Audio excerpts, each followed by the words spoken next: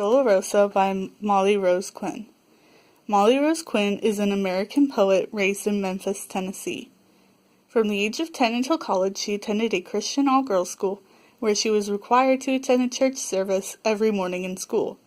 She wrote the poem Dolorosa in 2013, and it was inspired by her experiences in her all-girls school. It discusses womanhood, especially in teenagers, in the Catholic Church. Dolorosa by Molly Rose Quinn. The Chapel at St. Mary's School for Girls. This kind of is just like the setting, so you know that you're at a chapel at an all-girls school. Where the pillar falls at the edge of the morning, the teachers beg us to tug down our skirts. They offer their palms for our gumballs. This is a religious school, and the school's teachers want the girls to kind of stop wearing their skirts short and to stop chewing gum.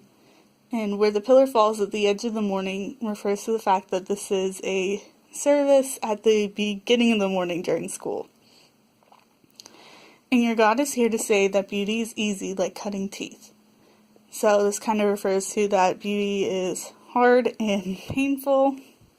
In your legs, in yours and I in the pew. So this is like all the girls are at church and they're all crowded in benches or pews in the church. Wish to scrape down to nothing, cuff myself, kneel better, and what could be worthier? Hair, voice, and loudly I beg for ascendancy. So the speaker wants to be better, she wants to be more holy, she wants to change herself. Dear classmates, your legs in neat rows, pray as you do. With fists up, and the sun is in here. Bear, pray for safety, the teen saint.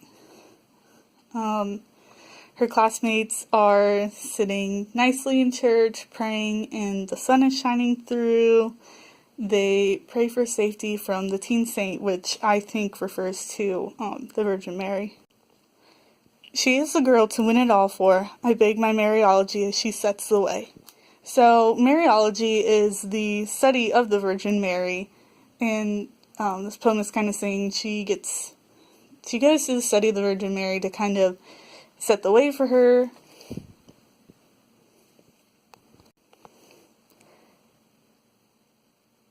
That girl, she never once begged for sparing, she begged for death like wine. She begged the best, she supplicated, she died.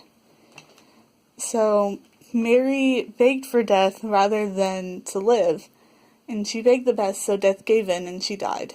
And supplication is the action of asking or begging for something earnestly or humbly.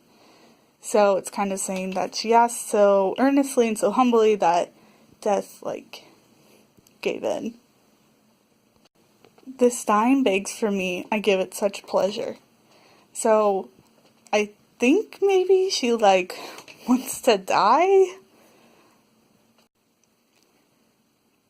And legs in the pew, and the alb and the bread, and all of their objects beg to be the candles. When you are a candle, you can beg to be lit. So, first of all, an alb is a white garment worn by leaders in the Catholic Church, and it's transitioning back to the scene in church, and she's saying that every object in the church wants to be a candle, because candles can be lit. Each of you in the pew, you beg to be lit, I'll never shine bigger, as we know teenagers beg to be begged, and we do. So maybe she's saying that they all want to be lit like candles, and she'll never be lit more, and teenagers want to be begged. You girls begged me to hold you, you begged me to take what I took. You beg bigger and better, and for that you'll be queens. So the girls begged her for things, and begged for more, and they'll be better for it. The chimes chime, and the bell is bell, and dear God, I know I can be the greatest girl ever, by anointing all alone, and being loved the very best. So she kind of thinks that she'll be the greatest girl ever by anointing alone. And she says, what is so good about anger? God killed my son for himself, I suppose. In this halo, it's nothing I asked for. So it's talking about Mary. It claims she never wanted her son to be dead in exchange for this halo, because kind of in like Catholicism, Mary's story is that she gave birth to Jesus and God had her die for his sins.